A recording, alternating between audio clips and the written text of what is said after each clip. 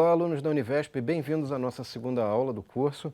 E nessa segunda aula nós vamos falar um pouquinho sobre as possibilidades de áreas do curso de Engenharia de Produção, né? E ao mesmo tempo nós vamos falar um pouco sobre revisão bibliográfica, como fazer leitura de textos, enfim. Vamos lá.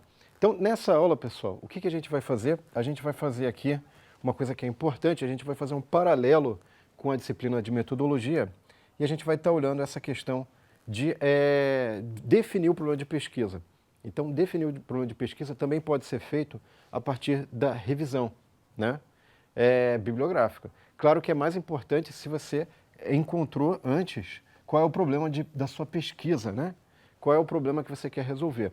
Agora, é importante você refinar isso com a pesquisa bibliográfica, tá? Então, ao fazer a revisão bibliográfica, a gente está nessa etapa aqui no nosso método científico.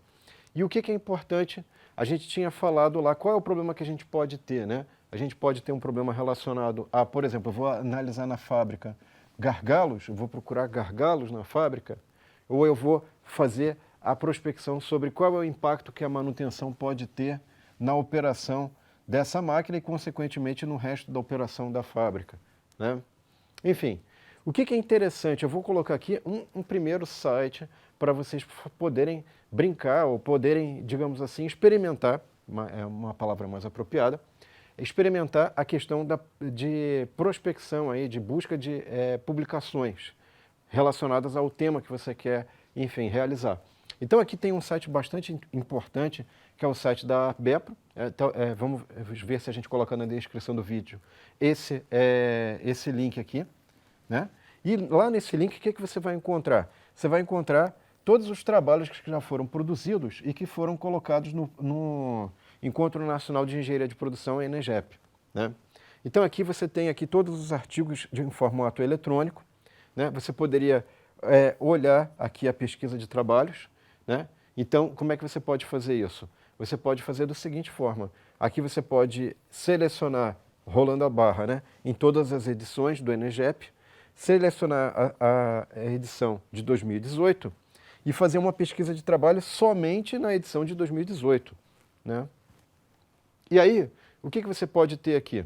Você pode ter, então, que selecionar a área. Então, você selecionou o ENEGEP 2018 e seleciona a área. Se você for nesse menu aqui, você vai ver que tem diversas áreas na engenharia de produção. Só para ilustrar, veja que aqui eu tenho, por exemplo, gestão da produção. Então eu posso escolher o tema de gestão de sistemas de produção, engenharia de métodos, planejamento e controle da produção, logística e gestão da cadeia de suprimentos, projeto de fábrica e instalações industriais, gestão da manutenção, simulação da produção. Então, eu não esgotei um tópico, são 11 grandes áreas aqui, né? São 11 sub-áreas aqui, né? Na verdade. Então, eu poderia ter escolhido gestão da produção, gestão da qualidade, poderia escolher várias, 11 dessas aí, e cada uma tem as suas sub-áreas, né? Enfim, você já vê que a pesquisa já tem que ser direcionada, porque senão, se você for ficar tentando ler tudo que existe na área de engenharia de produção, você vai dedicar a sua vida a isso e talvez não termine. Então, o que é importante aqui? Faça a seleção, ó. Eu já foquei no tema que eu vou estudar, o que vai ter aquele tema, e aí eu vou escolher a simulação. Vou dar um pesquisar e vai vir um número significativo de artigos. Veja, só no ENEGEP de 2018. Eu não estou falando de todos os congressos e revistas da área de engenharia de produção, tá? Muito bem. Então, eu peguei lá dessa lista um artigo para a gente fazer a leitura, né? Fazer o processo de leitura. Como é que eu faço uma primeira leitura, né? Então, eu peguei aqui, por exemplo, cadeia de valor de hospital, propostas de melhoria e avaliação por intermédio da simulação a evento discreto e a avaliação econômica. Aqui estão os autores, né? Muito bem. Então, o que eu fiz? Eu peguei e coloquei seções chaves e fui pegando trechos chaves dessas seções. Por exemplo, eu peguei o resumo do artigo. Por que eu peguei o resumo? Para a gente ter uma ideia sobre o que o artigo está falando, ou o que está sendo feito, o resumo tem que passar essa ideia, a menos que não seja um resumo muito adequado. Mas, enfim, em princípio, essa é a função do resumo, tá? Então, vamos lá. Ó, o que tem aqui? Ó? Esta pesquisa visa ajudar com metodologias derivadas da engenharia de produção, tá? é análise econômica, simulação e manufatura enxuta, né? O que vai acontecer aqui? A gente está interessado em testar cenários que vão melhorar a gestão do hospital, né? Melhores decisões para o hospital. Muito bem. Então agora, pessoal, o que vai acontecer?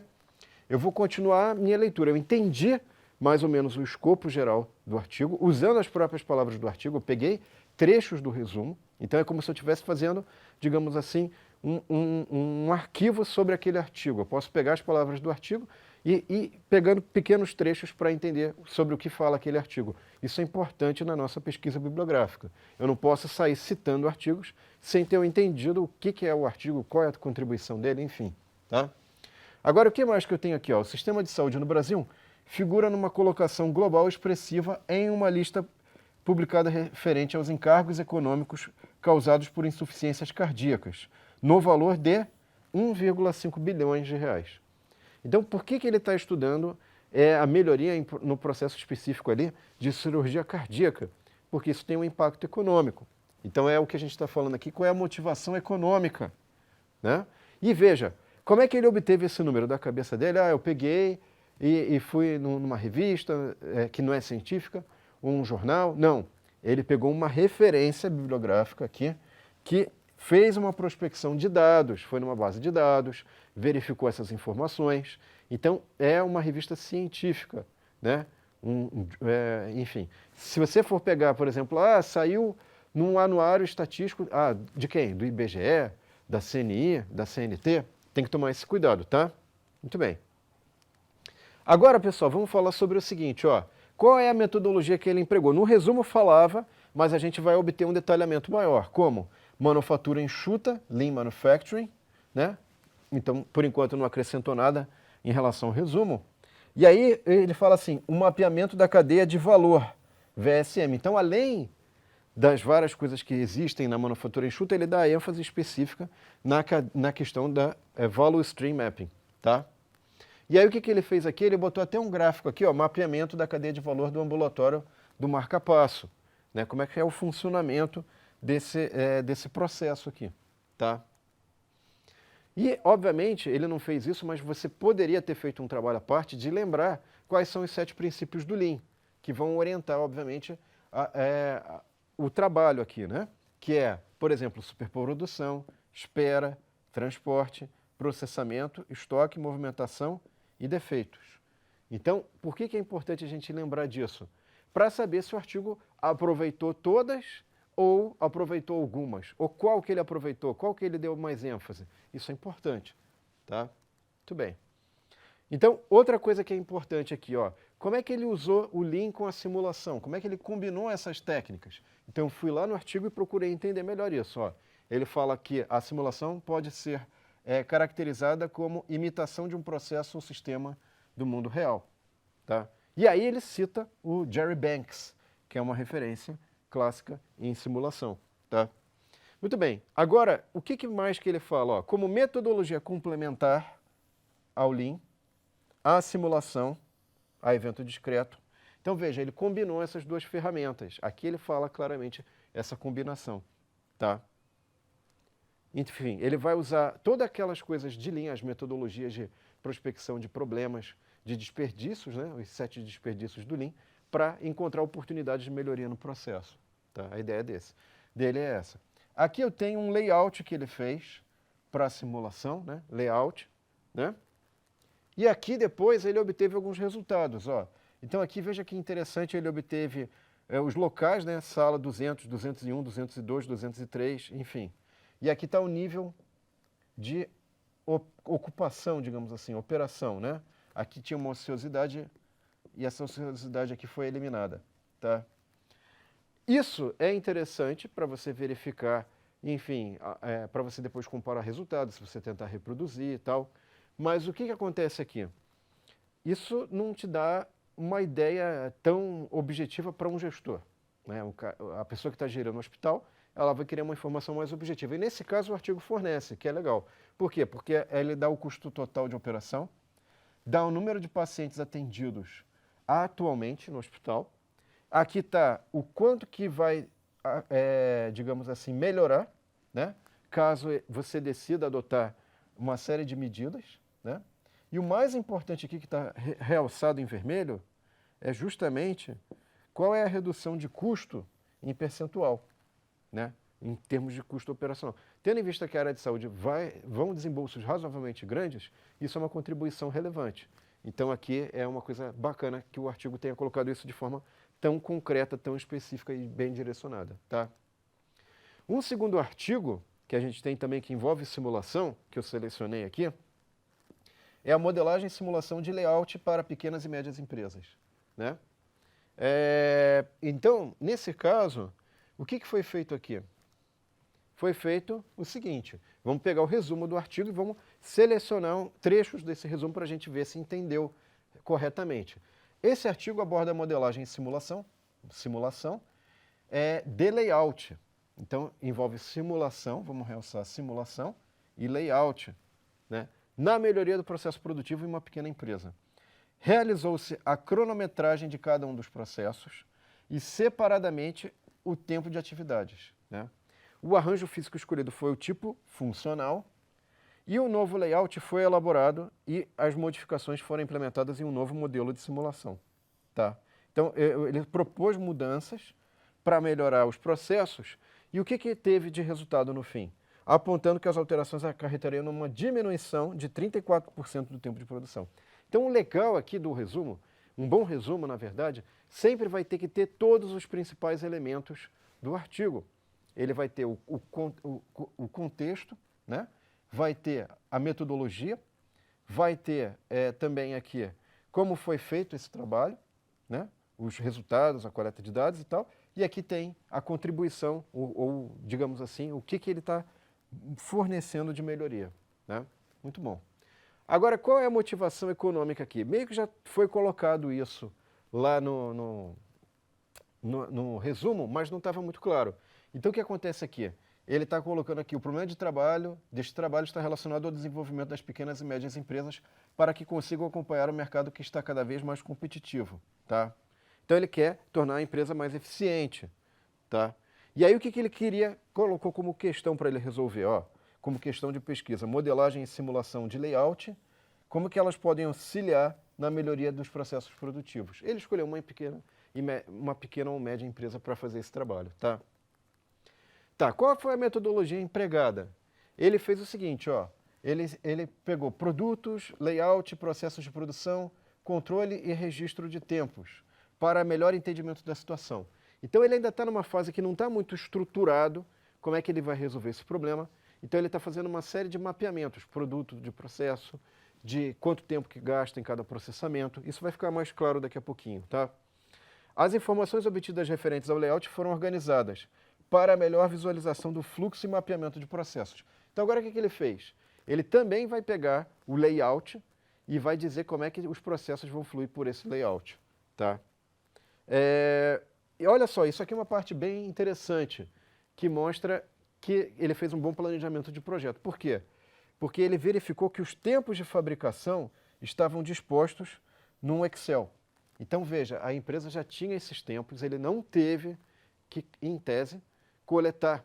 Isso é um trabalho tremendamente complicado. Você coletar tempos, ir lá no local, se deslocar, você vai ter que ter recurso financeiro, a empresa vai ter que ter tempo, vai ter problema de confidencialidade, será que você vai poder coletar ou não aquele dado? E depois, você vai poder mostrar ou não aquele dado na defesa do seu TCC. Enfim, várias questões aqui que são complicadas e críticas na hora de você precisar desses dados, tá? Cuidado com isso daí, tá? Aqui você tem uma coisa que auxiliou nesse mapeamento, que ele fez uma matriz de produto por processos. Então, por exemplo, eu tenho um produto do tipo gabinete, tampo, pista fria, enfim, vai por aí afora, tá?